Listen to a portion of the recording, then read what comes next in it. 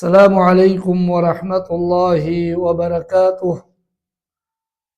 الحمد لله رب العالمين والعاقبة للمتقين ولا عدوان إلا على الظالمين، والصلاة والسلام الأتمان الأكملان على أشرف الأنبياء والمرسلين نبينا محمد وعلى آله وصحبه أجمعين ومن تبعهم بإحسان إلى يوم الدين. اما بعد، میرے محترم معزز طلباء و طالبات، سامعین اور سامعات، السلام علیکم ورحمۃ اللہ وبرکاتہ۔ آج کا جو ہمارا درس ہے، لیکچر ہے، وہ ہے غیر مسلموں کے برتنوں کے استعمال کے حوالے سے۔ سابقہ درس کے میرے خیال میں آخری حصہ، جس میں چاندی کے برتن استعمال کے بارے میں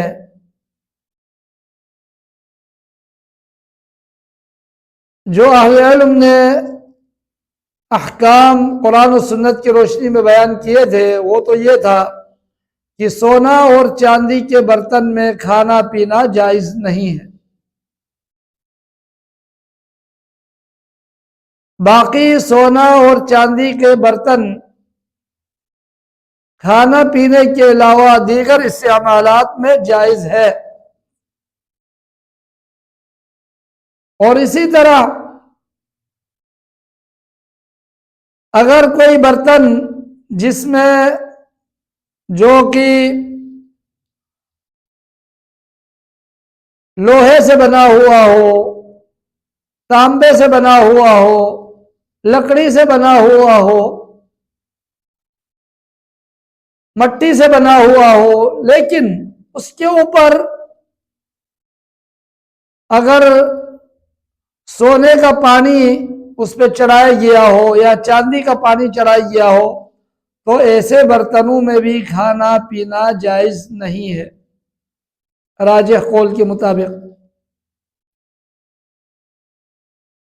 اس میں ایک اور مسئلہ بتایا تھا کہ اگر برتن یا گلاس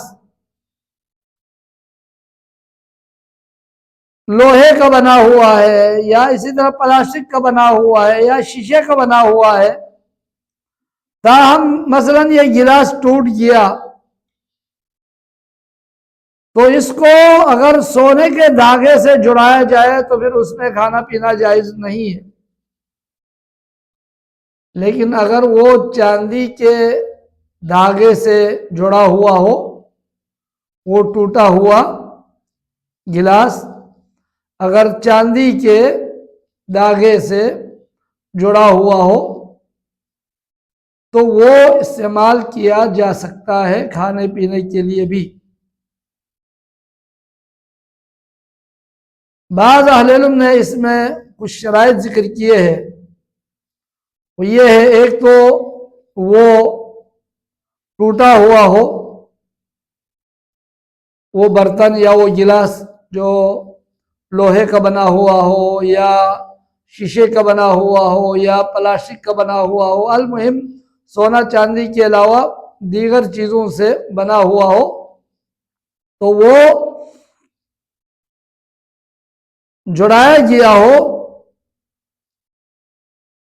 صرف چاندی کے دھاگے سے۔ ایک شرط یہ ہے، وہ ٹوٹا ہوا برتن یا ٹوٹا ہوا گلاس یعنی جڑایا گیا ہو، مرمت کی گئی ہو چاندی کے دھاگے سے۔ دوسری شرط اہل علم نے یہ بھی بتایا کہ وہ ضرورت ہو، حاجت ہو اس گلاس کے استعمال کرنے کی، چاندی کے دھاگے سے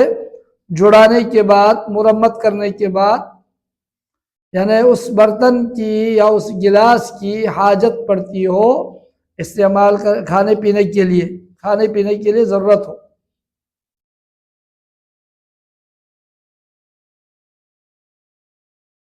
تو اس صورت میں وہ برتن جو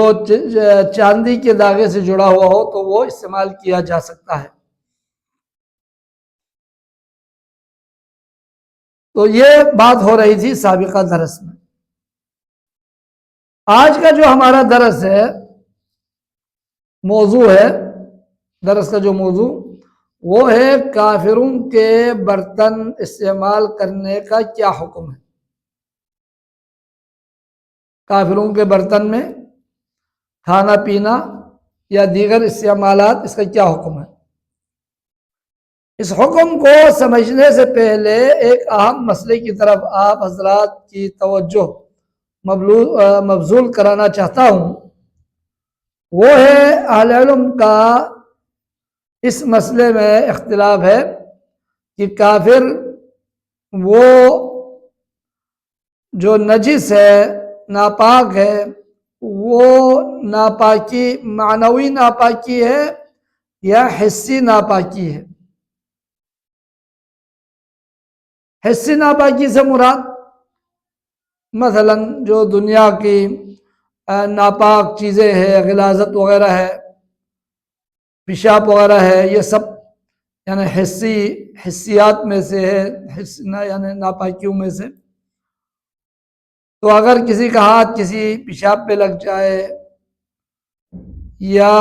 کسی انسان کے کسی بھی فضلے پہ لگ جائے، قضاء حاجت کی جو ہے وہ کسی چیز پہ لگ جائے تو پھر وہ ہاتھ دھونا پڑتا ہے. کپڑے پہ لگ جائے کپڑا دھونا پڑتا ہے، جس کو حسی نجاست کہا جاتا ہے. ایک ہے معنوی نجاست.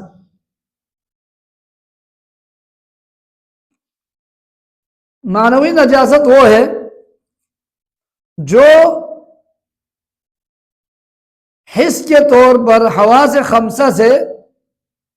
اس کو ادراک نہیں کیا جاتا، بلکہ کفر اور شرک کی وجہ سے وہ نجس ہے. تو جن علماء نے کافروں کے بارے میں جو نجس کہا، ناپاک کہا حسی طور پر، تو ان کے نزدیک کافروں کے کپڑے یا ان کے برتن وغیرہ استعمال کرنا جائز نہیں ہے. اور ان سے ہاتھ ملا لے تو ہمارے ہاتھ کو دھونا پڑے گا.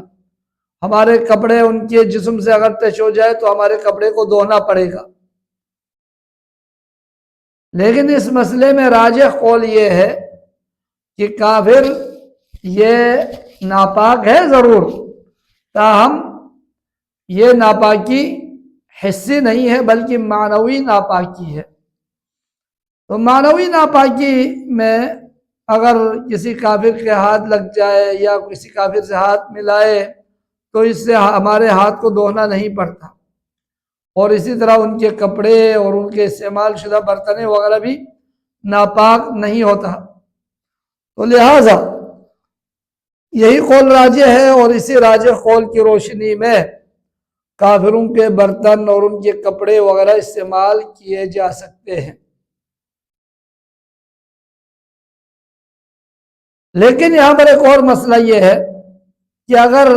ایک مسلمان کو معلوم ہے کہ ایک کافر اپنے برتن میں خنزیر کا گوشت پکاتا ہے یا خنزیر کا گوشت کھاتا ہے، سور کا گوشت، یا اسی طرح اس میں شراب وغیرہ پیتا ہے، تو اس صورت میں وہ برتن ناپاک ہے. اس کو اگر استعمال کرنے کی ضرورت پڑی تو اس کو دھو کر استعمال کرنا پڑے گا. بغیر دھوئے وہ استعمال نہیں کر سکتا.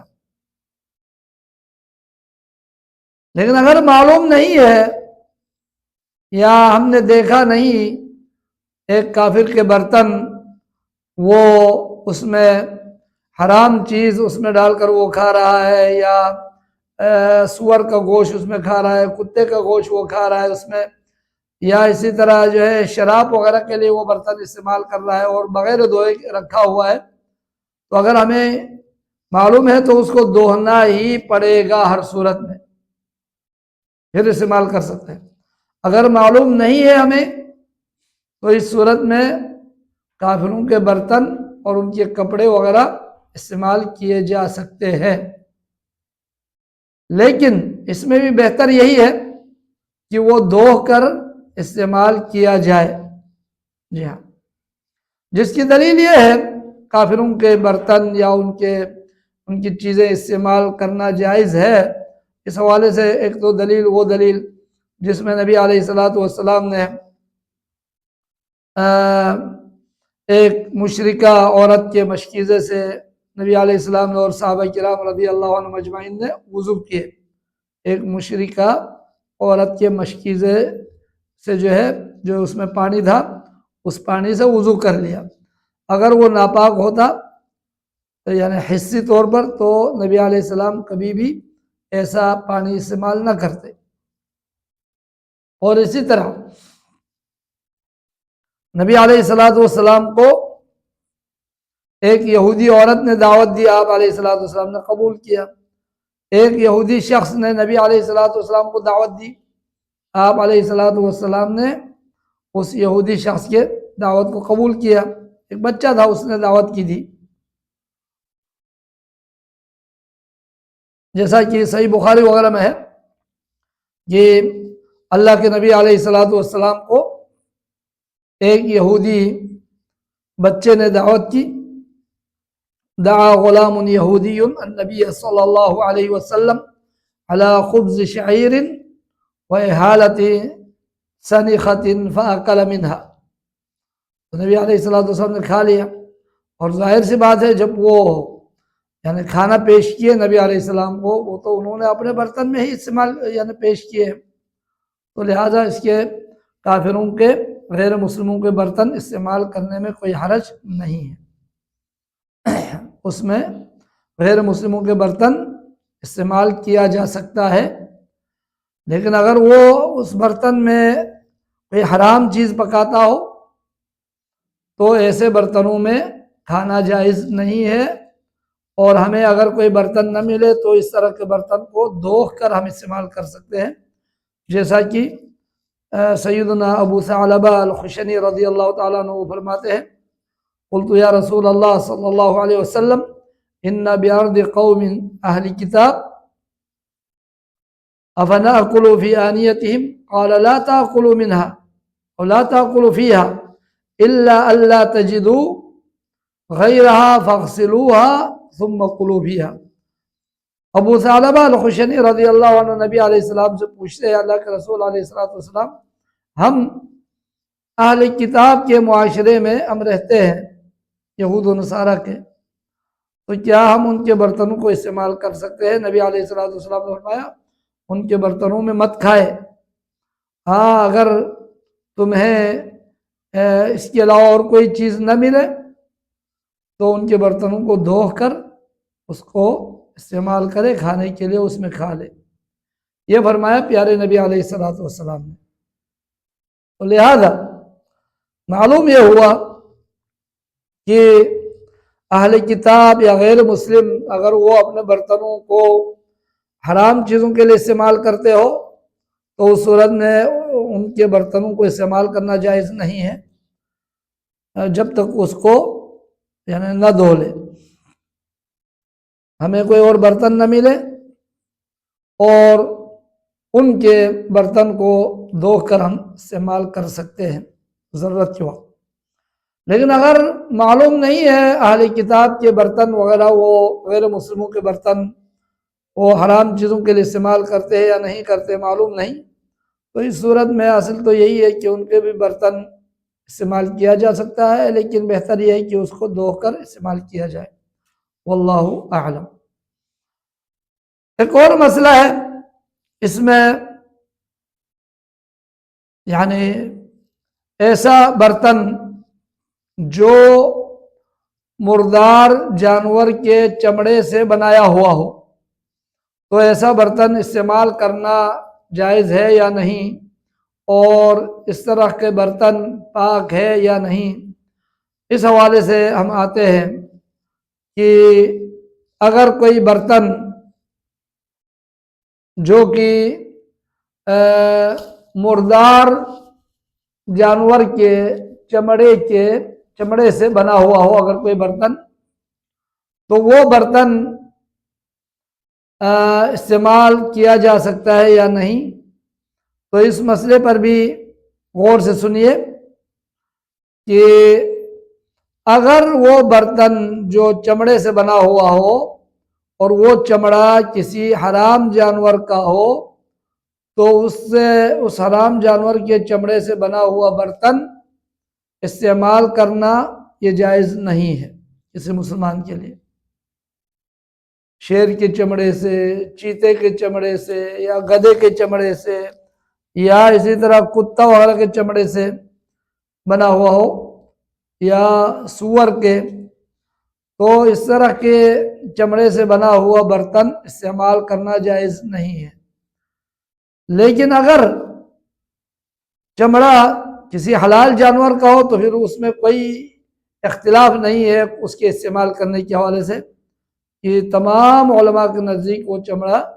یعنی وہ برتن جو حلال جانور کے چمڑے سے بنا ہوا ہو تو وہ استعمال کیا جا سکتا ہے۔ یہاں پر ایک اور مسئلہ ہے، وہ ہے حلال جانور، جو حلال جانور ہے وہ ذبح کیے بغیر خود مر گیا، مردار ہوا۔ اب مردار جانور کا چمڑا کیا اس کو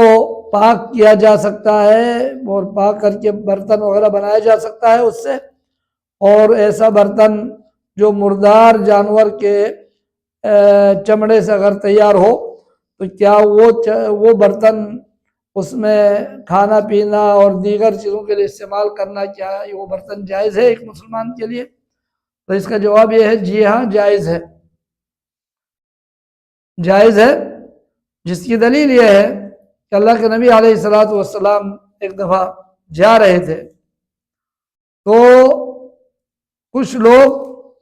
سیدتنا ام المومنین میمونہ رضی اللہ عنہ کی ایک بکری وہ مردار ہو گئی تھی، تو اس کو کھینچ کر لے کے جا رہے تھے پھینکنے کے لیے باہر۔ تو نبی علیہ السلام نے فرمایا ہلا اخذتم احابہا، تم لوگوں نے اس کے چمڑے کو کیوں نہیں لیا؟ تو وہ صحابہ جو اس بکری کو لے کے جا رہے تھے کھینچ کر پھینکنے کے لیے، انہوں نے کہا یا رسول اللہ صلی اللہ علیہ وسلم انہا میتہ، اللہ کے رسول علیہ السلام یہ تو مردار ہے، اس لیے اس کے چمڑے کو ہم نے الگ نہیں کیا، استعمال کے لیے نہیں رکھا۔ تو نبی علیہ السلام نے فرمایا ایما احاب دبغ فقد طہر، فرمایا کوئی بھی چمڑا یعنی حلال جانور اگر وہ مردار ہو جائے بغیر ذبح کے مر جائے خود بخود، تو اس مردار کا چمڑا اگر اس کو دباغت کی جائے، اس کی صفائی کی جائے، تو وہ صفائی کرنے کے بعد، صفائی ستھرائی کرنے کے بعد، دباغت کرنے کے بعد وہ چمڑا استعمال کیا جا سکتا ہے، وہ پاک ہوتا ہے۔ تو لہذا مردار جانور کا یعنی وہ جانور جس کا اصل میں اگر وہ ذبح کر لے تو وہ اس کا گوشت کھایا جاتا ہے، لیکن ذبح کیے بغیر خود بخود وہ جانور مر گیا، اونٹ ہو، گائے ہو، بیڑ بکریاں ہو، المہم وہ جانور مر گیا ذبح کیے بغیر خود بخود مردار ہوا، تو ایسے مردار جانور کا چمڑا وہ الگ کر کے اس کو دباغت کر کے اس کی صفائی ستھرائی کر کے اگر اس کو استعمال کرنا چاہے تو استعمال کیا جا سکتا ہے، وہ پاک ہے، وہ پاک ہے۔ تو جب نبی علیہ السلام نے فرمایا وہ پاک ہے تو پھر وہ چمڑا ہر چیز کے لیے استعمال کیا جا سکتا ہے، اس میں کوئی حرج والی بات نہیں۔ وہ چمڑا اب اس پہ کوئی کوٹ بنانا چاہے تو کوٹ بنا لے، جاکٹ بنانا چاہے تو جاکٹ بنا لے، برتن بنانا چاہے تو برتن بنا لے، ہر چیز کے لیے وہ استعمال کیا جا سکتا ہے۔ تاہم ایک اور مسئلہ میں اس میں بیان کرنا چاہتا ہوں کہ وہ چمڑا اگر اس سے لا قدر اللہ کوئی کسی کو اس طرح کی بھی نوبت آ جائے، اللہ بچائے، کہ قحط سالی بہت زیادہ ہو جائے، جس کی بنا پر کبھی اب یعنی ان چمڑوں کو بھی اگر یعنی کھانا پڑے، یا اگر وہ کھا نہیں سکتے تو اس سے شوربہ وغیرہ بنانا پڑے، تو اس صورت میں مردار جانور کا چمڑا اس کو دباغت کرنے کے بعد اگرچہ وہ پاک ہو جاتا ہے، لیکن وہ چمڑا، وہ مردار کا چمڑا اگر پاک بھی ہو جائے تب بھی اس سے شوربہ وغیرہ نہیں بنایا جا سکتا، شوربہ بنا کر پیا نہیں جا سکتا، اور وہ چمڑا کھانا بھی جائز نہیں ہے۔ ان چیزوں کا یعنی خیال رکھیے۔ جی ہاں، تو یہاں پر مسئلہ یہ یعنی بیان کیا گیا کہ اگر مردار جانور کے چمڑے سے برتن وغیرہ بنایا جائے، پلیٹ وغیرہ بنایا جائے، تو وہ برتن یا وہ پلیٹ اس میں کھانا پینا جائز ہے، لیکن شرط یہ ہے کہ وہ جانور، وہ اونٹ اور گائے کی جنس، گائے بھینس وغیرہ، اسی طرح بھیڑ بکریاں، یعنی جو جانور ذبح کر کے کھایا جاتا ہے، وہ اگر بغیر ذبح کے مر جائے تو ان کا چمڑا دباغت کرنے کے بعد، صفائی ستھرائی کے بعد اس سے یعنی استفادہ کیا جا سکتا ہے، برتن وغیرہ بنایا جا سکتا ہے، اور اسی طرح جو ہے دباغت کرنے سے وہ پاک ہو جاتا ہے۔ جب پاک ہو جاتا ہے تو اس سے جاکٹ، کوٹ، اسی طرح بیگ وغیرہ، جوتے وغیرہ جو بھی بنانا چاہے بنایا جا سکتا ہے اور استعمال کیا جا سکتا ہے۔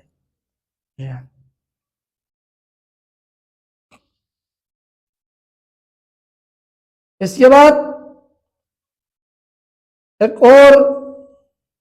مسئلہ اہل علم نے بیان کیا ہے کہ اس مردار جانور کا بال،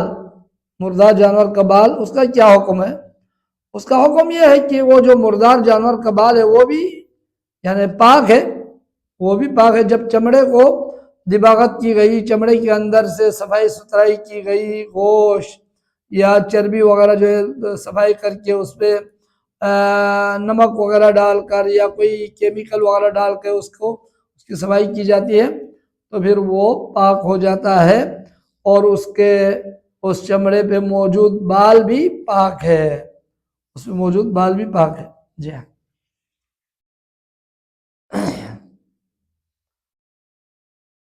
اس کے بعد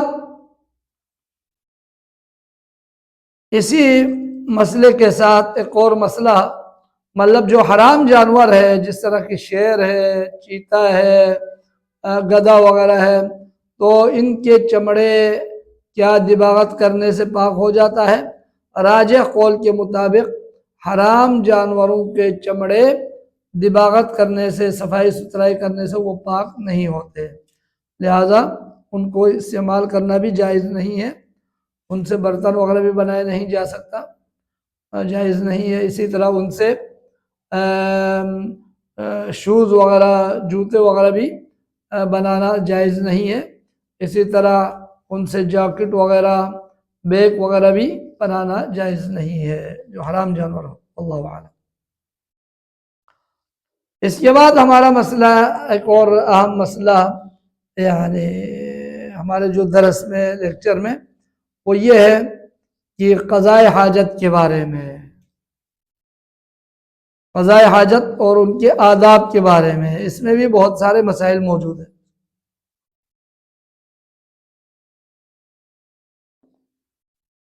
قضاء حاجت کرنے کے بعد سب سے پہلی چیز استنجا اور استجمار کے بارے میں۔ استنجا اور استجمار سے پہلے میں یعنی توجہ اس کی طرف بھی مبذول کرانا چاہتا ہوں کہ قضاء حاجت کے لیے جب انسان جائے تو واش روم وغیرہ میں، حمام میں، بیت الخلاء میں، تو سب سے پہلے جاتے وقت جو ہے وہ بسم اللہ اللہم انی اعوذ بک من الخبث والخبائث، اس دعا کو پڑھ لیجئے اور بائیں پاؤں کو، الٹے پاؤں کو پہلے بیت الخلاء میں داخل کر دیجئے، اور جب وہ نکلتا ہے تو نکلتے وقت پہلے دائیں پاؤں کو، سیدھے پاؤں کو باہر نکالے، پھر اسی بات الٹے پاؤں کو، یعنی بائیں پاؤں کو بعد میں نکالے، اور یہ دعا پڑھے غفرانک۔ اور اسی طرح اگر کوئی اس دعا کو بھی پڑھنا چاہے الحمدللہ الذی اذھب عنی الاذی وعافانی، یہ بھی ثابت ہے جی ہاں، لیکن غفرانک جو ہے وہ زیادہ ثابت ہے۔ اگر دونوں بھی پڑھنا چاہے تو انشاءاللہ کوئی حرج والی بات نہیں ہے۔ اس میں جب دعا پڑھ کر قضاء حاجت کے لیے جاتا ہے، بیت الخلاء میں داخل ہوتا ہے، تو اللہ کے فضل و کرم سے شیاطین کے شر سے وہ بندہ محفوظ رہتا ہے، شیاطین کی شر سے وہ انسان یا وہ مسلمان محفوظ رہتا ہے، تو لہٰذا اس دعا کو ضرور پڑھ لینی چاہیے۔ اور ہمارے بہت سارے مسلمان بہن بھائی یہ سمجھتے ہیں کہ اس دعا کو پڑھنے سے انسان پاگل نہیں ہوگا، مینٹل نہیں ہوگا، دماغی توازن کھو نہیں بیٹھے گا، صرف یہ سمجھتے ہیں۔ یہ بھی ہے، یہ بھی شیطان کے، یعنی شیطان جو انسان کو نقصان پہنچاتا ہے تو ان میں سے ایک یعنی اس طرح کے بھی ہو سکتا ہے، پاگل بھی ہو سکتا ہے، مینٹل بھی ہو سکتا ہے، دماغی توازن جو ہے وہ یعنی کھو بھی بیٹھ سکتا ہے، یعنی دماغی توازن سے کھو سکتا ہے وہ انسان، یہ بھی ہے۔ اس کے علاوہ بہت ساری بیماریاں بھی انسان کو لگ سکتی ہے، تو لہٰذا واش روم میں جاتے وقت دعا کا اہتمام ضرور کرنا چاہیے۔ پھر قضاء حاجت کے بعد استنجا اور استجمار کا مسئلہ آتا ہے۔ استنجا قضاء حاجت کے بعد، استنجا کا مطلب پانی سے یعنی صفائی کرنا قضاء حاجت کرنے کے بعد، اور استجمار کا مطلب یہ ہے قضاء حاجت کرنے کے بعد پتھر سے یا مٹی وغیرہ سے صفائی کرنا،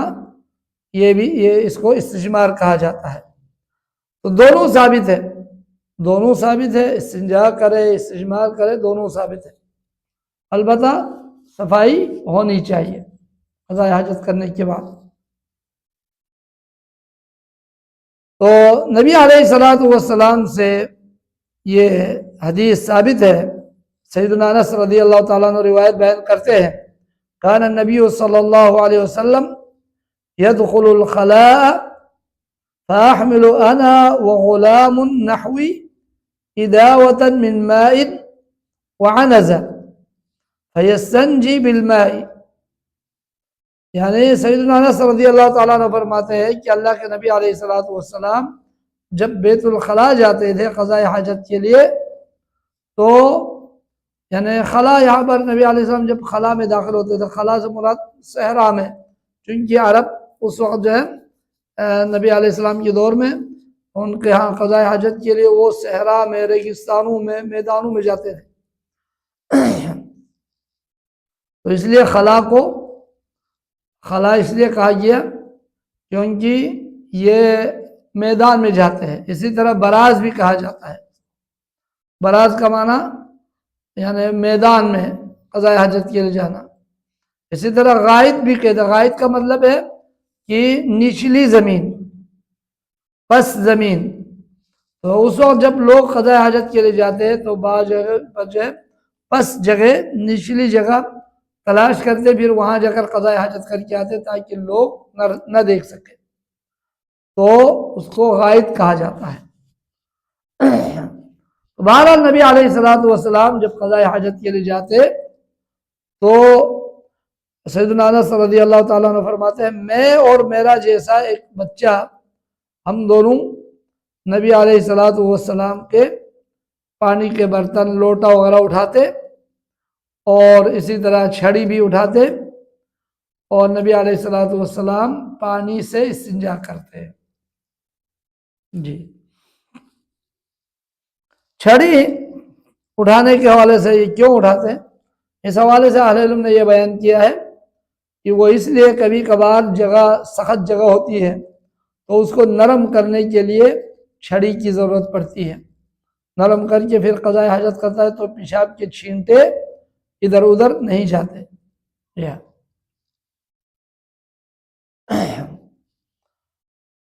تو اس حدیث سے معلوم ہوا نبی علیہ الصلوۃ والسلام پانی سے استنجا کرتے تھے قضاء حاجت کے بعد۔ اسی طرح نبی علیہ الصلوۃ والسلام سے یہ بھی ثابت ہے کہ پتھر یا ڈھیلا وغیرہ استعمال کرنا، جیسا کہ ایک اور حدیث میں نبی علیہ الصلوۃ والسلام فرماتے ہیں اذا ذهب احدكم الى الغائط فليستطب بثلاثه احجار فانها تجزئ عنه۔ فرماتے ہیں نبی علیہ الصلوۃ والسلام جب تم میں سے کوئی قضاء حاجت کے لیے جائے، غائط کا مطلب پاخانہ کے لیے، قضاء حاجت کے لیے تو وہ 3 پتھروں سے استنجا کرے۔ یہ 3 پتھروں سے استنجا کرنا یہ اس کے لیے کافی ہے۔ اور فقہائے کرام رحمہم اللہ کہتے ہیں کہ مٹی سے اور اسی طرح پانی سے دونوں کو جمع کر کے استنجا اور استجمار دونوں کرنا یہ زیادہ افضل ہے۔ پہلے مٹی سے صفائی کر لے یا پہلے پتھر سے صفائی کر لے، اس کے بعد پانی سے صفائی کر لے تو یہ دونوں جائز ہے۔ استجمار اور استنجا یہ زیادہ افضل ہے، جمع کرے۔ باقی ان میں سے ایک بھی اگر اختیار کرے، استجمار کرے، ڈھیلا استعمال کرے، پتھر استعمال کرے یا پانی سے استنجا کرے تو یہ دونوں جائز ہے۔ تاہم ڈھیلا استعمال کرتے وقت کم از کم 3 پتھروں کا یا 3 ڈھیلوں کا یا 3 دفعہ مٹی کا جو ہے استعمال کرنا ضروری ہے۔ جی ہاں، پیشاب نکلنے کی جگہ کو بھی یا پاخانہ نکلنے کی جگہ کو دونوں کو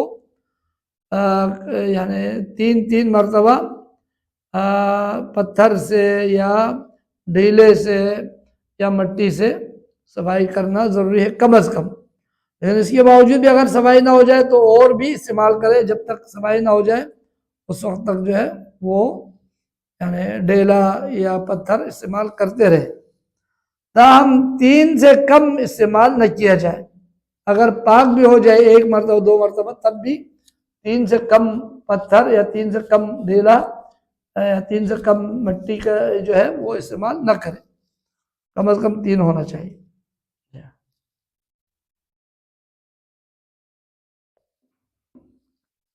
اس کے بعد ایک اور مسئلہ آتا ہے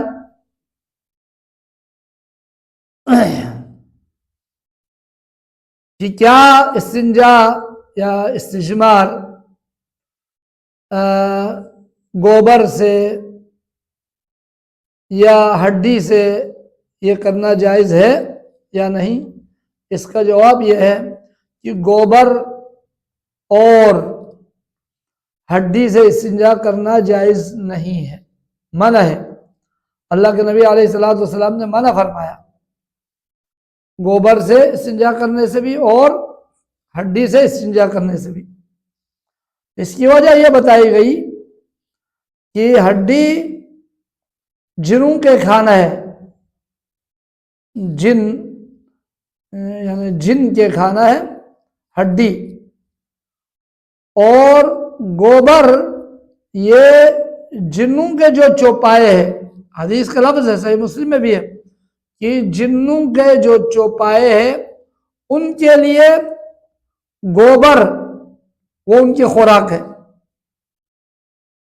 اور ہڈی جو ہے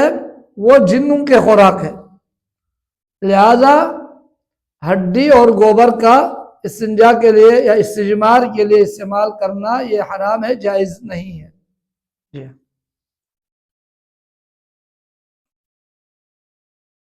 اس کے بعد ایک اور مسئلہ کیا قضائے حاجت کرتے وقت قبلے کی طرف منہ کرنا یا اس کی طرف پیٹ کرنا جائز ہے یا نہیں؟